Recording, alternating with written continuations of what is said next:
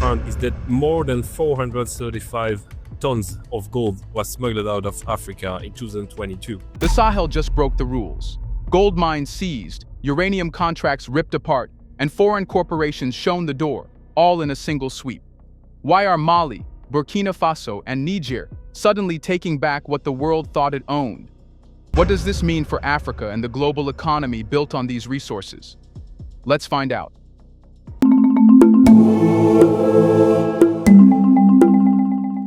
The silence was broken by one announcement, then another, and another.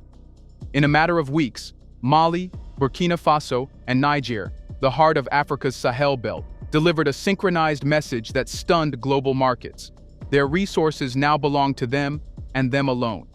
It began in Ouagadougou, where Burkina Faso's military government signed an emergency decree nationalizing key gold mines.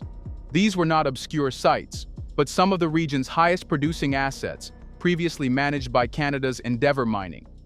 The decree did more than transfer ownership. It ordered that all refining and processing must now happen within Burkina Faso, an unprecedented move that signals a break from decades of exporting raw ore to foreign refineries. Days later, Mali followed with an equally bold strike. In Bamako, officials announced that they had quietly increased the state's mandatory ownership share in all mining ventures, from 10% to 30% effective retroactively for existing projects. This single decision forced global giant Barrick Gold into frantic negotiations, as Mali simultaneously announced it was pursuing nearly $1 billion in back taxes and royalties allegedly avoided by foreign operators.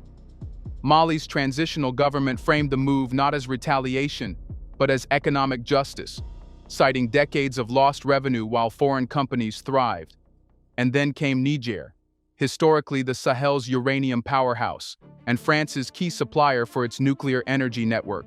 In an extraordinary step, Niger canceled a long-standing contract with French nuclear firm Orano and suspended multiple foreign mining licenses, pivoting instead toward deals with Russia and Iran. This wasn't a slow policy shift. It was a swift, deliberate realignment away from former colonial power structures. International reactions were immediate. Gold prices spiked as traders scrambled to understand how these moves would affect global supply chains. European energy analysts warned of uranium shortages, while mining investors across London and Toronto watched their stocks tumble. Western diplomats issued sharp statements, some calling the measures illegal seizures and warning of economic isolation. But inside these countries, the tone was entirely different.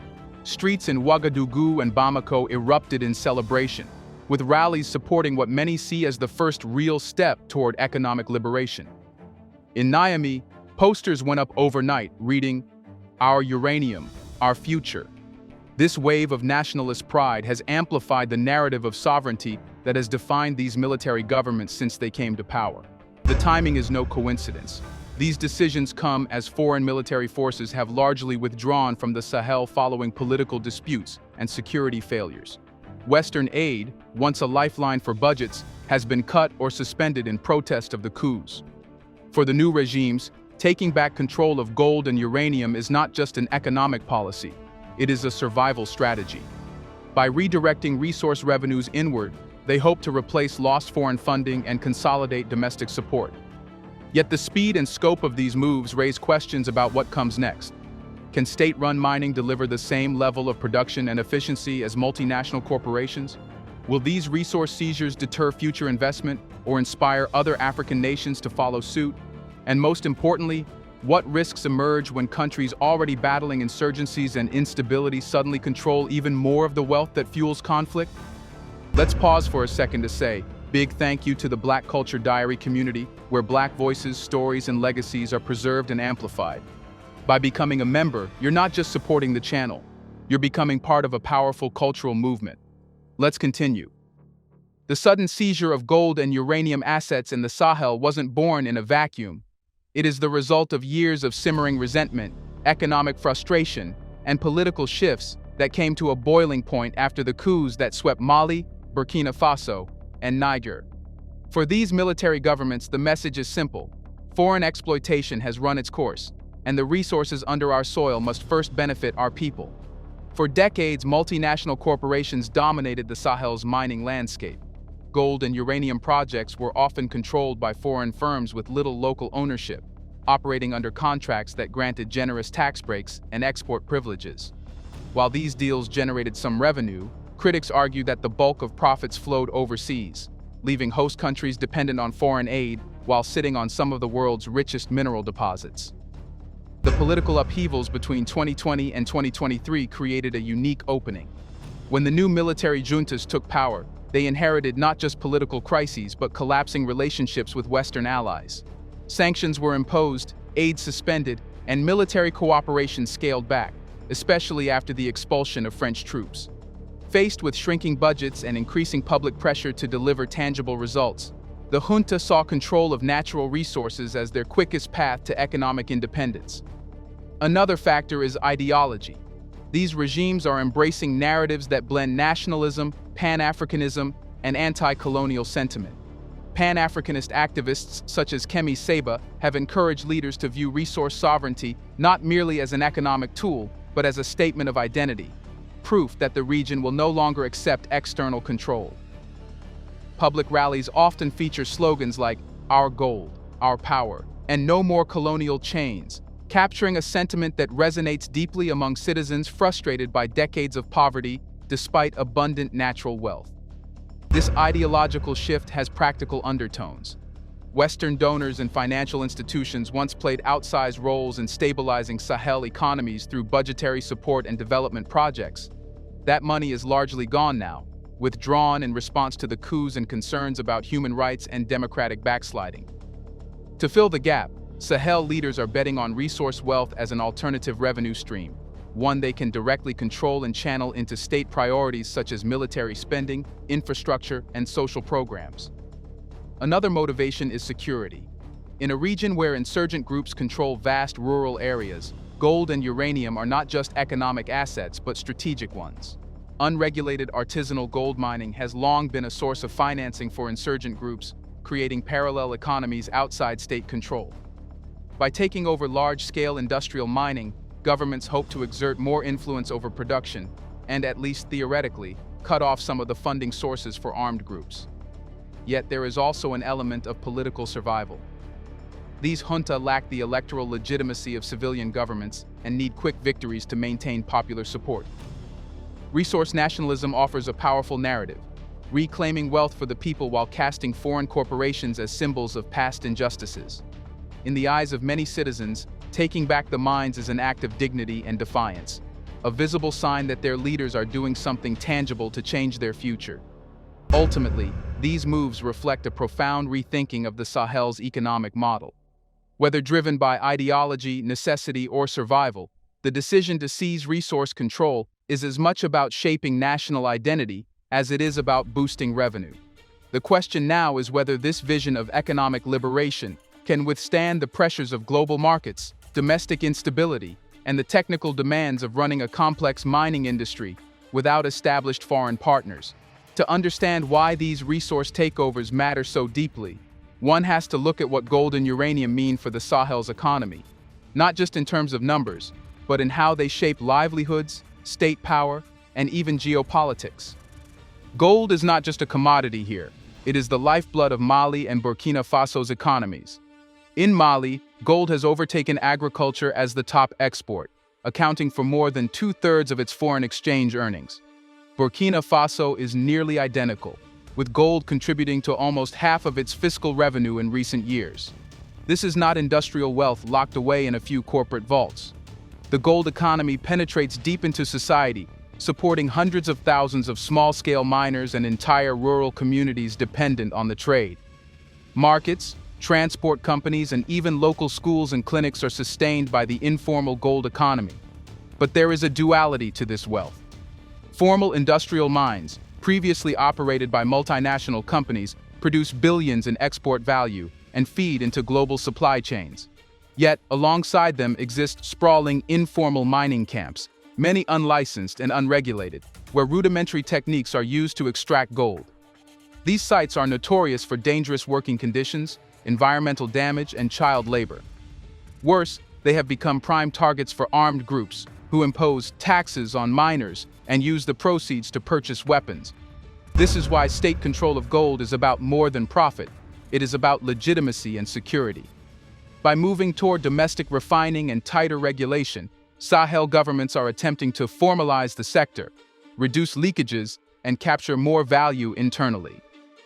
A domestically refined gold bar is not just worth more. It symbolizes independence from foreign economic systems. Uranium adds another layer to the story, particularly in Niger. For decades, Niger's uranium mines have been vital for powering French nuclear plants, making the country strategically important despite its overall small economy. Uranium revenues have historically flowed through state contracts with French companies, particularly Orano. That relationship, however, left Niger vulnerable to international price fluctuations and dependent on a single customer. By canceling Orano's contracts and opening negotiations with Russia and Iran, Niger is signaling that it no longer wants to be locked into old patterns of dependency. Yet, uranium also presents a challenge. Unlike gold, which is easily marketable and locally consumable, especially in jewelry and banking, uranium is highly technical. It requires specialized extraction, processing, and transportation systems, often beyond the capacity of a single developing country to manage alone. That means Niger's pivot is not just an economic decision, but a geopolitical one, aligning with states willing to provide technology, security guarantees, and alternative markets. The stakes are high because these resources directly affect fiscal survival. With foreign aid dramatically reduced following military coups, resource exports are now the primary hard currency lifeline for these economies. Gold and uranium sales pay for imported fuel, food, and industrial inputs while funding government salaries and military operations. Any disruption, whether from policy shifts, market volatility, or insurgent activity, can ripple through every sector of society. What's changing now is the vision of how these resources should work for the people. The goal is no longer just to generate revenue for budgets, but to create linkages with domestic industries, from refining to jewelry manufacturing, battery technologies, and even nuclear energy. If successful, this could shift these countries from mere suppliers of raw materials to players in value-added industries. Still, the transition is fraught with complexity. Shifting supply chains, setting up new refineries, and negotiating export markets without established foreign intermediaries is a monumental task. And yet, for Sahel leaders, this is exactly the point. Reclaiming these resources is about more than money. It's about rewriting the region's place in the global economic system. Here's a reminder to please like and share the video and subscribe to our channel to watch more videos on Black culture, history, civilization, and identity. Let's continue now. Taking back gold and uranium has not only redefined domestic economies in the Sahel, but it has also reshaped the region's alliances. For decades, France, Canada, and other Western powers dominated mining and security partnerships across Mali, Burkina Faso, and Niger. But as these governments reclaim their resources, they are also rethinking who they call their friends. This shift became visible the moment contracts were torn up. When Niger ended its long-standing agreement with French nuclear giant Orano, it didn't simply halt uranium exports. It began discussions with Russia and Iran almost immediately. Similarly, Burkina Faso's new domestic refining initiatives were backed by offers of technical expertise and infrastructure loans from China and Turkey. Mali, once dependent on Western mining investors, has opened its doors to Russian state-linked companies willing to take higher political risks for long-term access to gold and lithium reserves. This is more than just economics, it's geopolitics in motion. For years, Western mining companies operated in the Sahel with diplomatic and military backing. French troops were stationed in the region, not only for counterinsurgency, but to ensure security for critical supply chains. When these forces were expelled and Western aid froze, it created a vacuum quickly filled by alternative partners who don't condition deals on democratic reforms or human rights benchmarks. Russia has emerged as one of the biggest beneficiaries of this shift.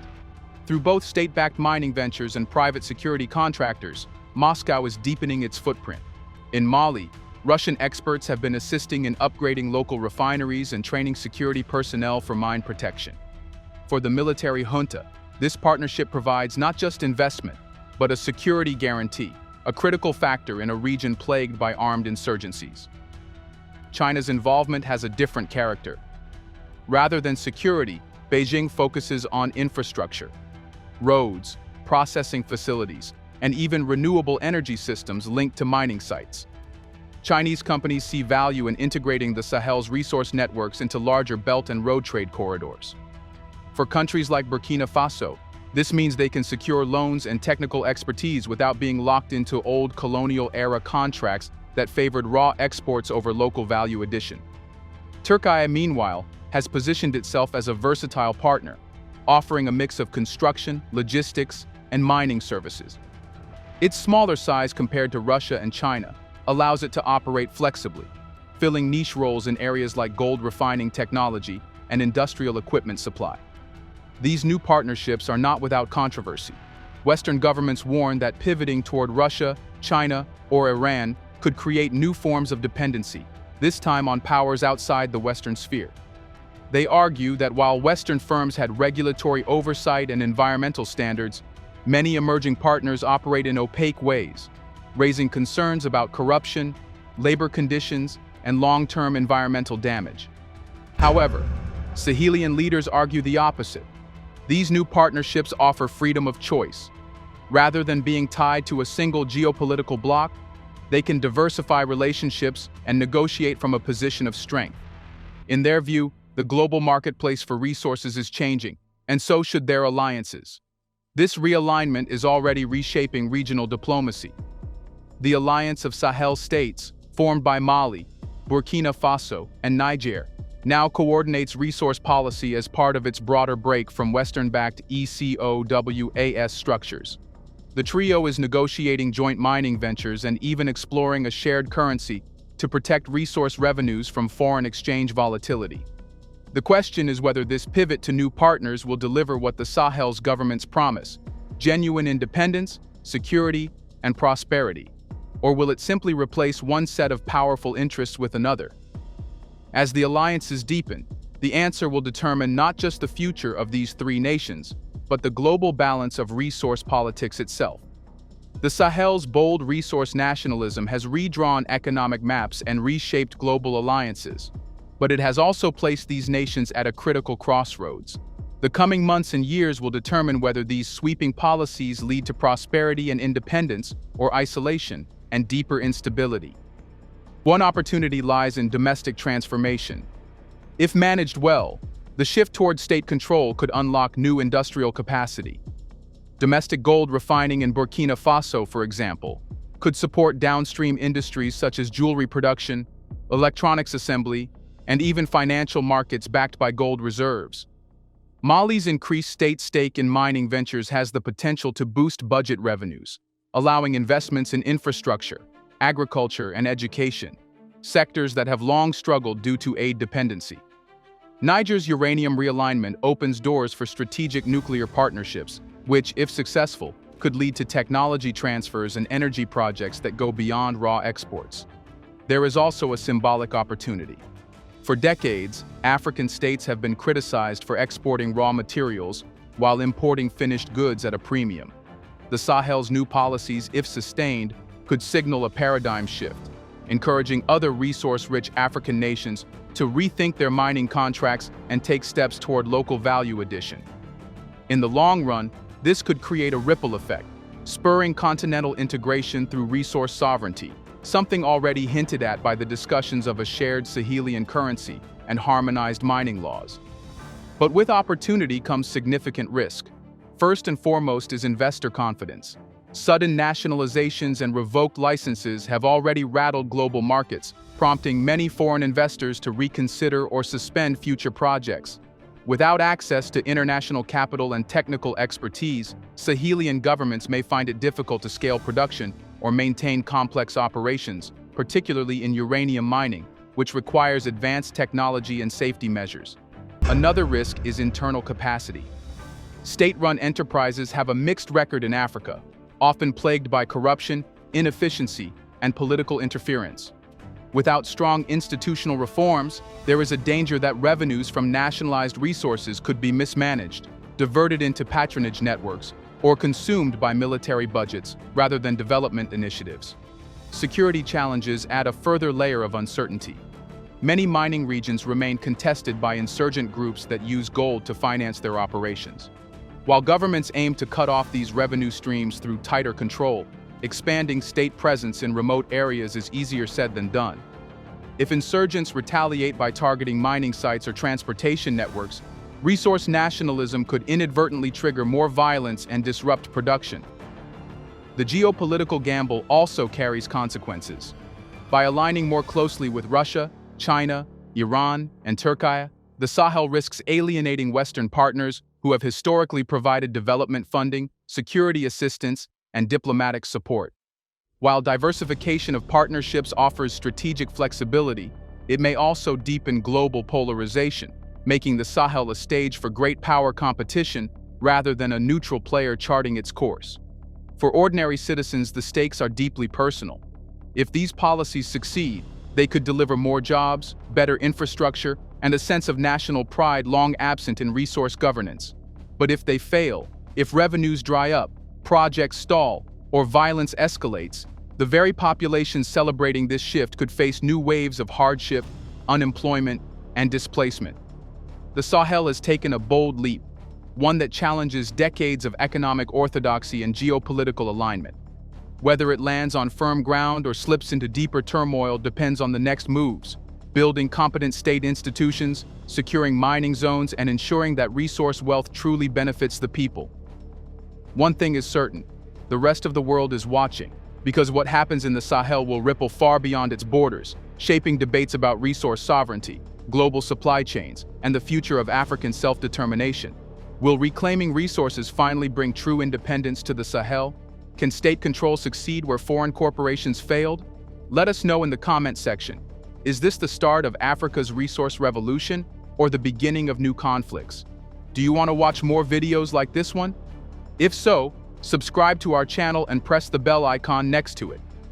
We have decided to bring videos on something nobody talks about: the Black culture, civilization, history, and evidence about how glorious Blacks have been. Thanks for watching, and until the next video, stay tuned.